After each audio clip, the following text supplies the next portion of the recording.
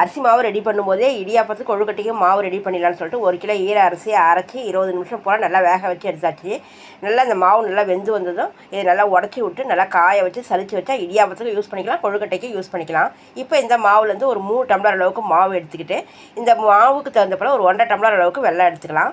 இப்போ இதில் சேர்க்கறதுக்கு 1 ஸ்பூன் எள்ளு நல்லா படபடன்னு வெடித்து வந்ததும் இதை மாற்றிட்டு கூடவே ஒரு 1.5 ஸ்பூன் அளவுக்கு பாசிப்பருப்பு இது நல்லா செவந்து வரும்போது இதையும் மாற்றிட்டு கொஞ்சமாக நெய் சேர்த்து நம்ம விருப்பத்துக்கு தேங்காய் தூளோட லேசாக வதக்கி விட்டு இதையும் நம்ம இந்த மாவோடு சேர்த்து நம்ம எடுத்துக்கிற மாவு வேக வச்ச மாவுன்றதால வெள்ளைக்கரைச்சல 1 டம்ளர் தண்ணி சேர்த்து கொதிக்க விட்டுட்டு இப்போ இது எல்லாத்தையும் ஒன்றா மிக்ஸ் பண்ணி கொஞ்சம் நெய்யும் சேர்த்து கலந்து விட்டதுக்கப்புறம் வெள்ளைக்கரைச்சல் நல்லா கொதிக்கும் போது மாவில் சேர்த்து நல்லா கலந்து விட்டேன்னா அது கொஞ்சம் நேரம் சூடு ஆறட்டும். இப்போ கடலை தாளிப்புக்கு நான் தோலோடு தட்டின பூண்டு, பெருங்காயத்தூள், கடுகு, உளுத்தம் பருப்பு, வரமிளகா சேர்த்து தாளிச்சிருக்கிறேன். இது கூட தேங்காய் தூளும் மல்லித்தழையும் தூவிட்டோம்னா கடலை தாளிப்பு ரெடி ஆகிடும். கொழுக்கட்டை மாவு நல்லா ஆயிடுச்சு. இப்போ இட்லி பானையில் கொழுக்கட்டையில் பிடிச்சி வச்சு ஒரு 10 நிமிஷம் வேக வச்சு எடுத்தோன்னா பஞ்சு போல் சாஃப்டான பிடி கொழுக்கட்டையும் ரெடி.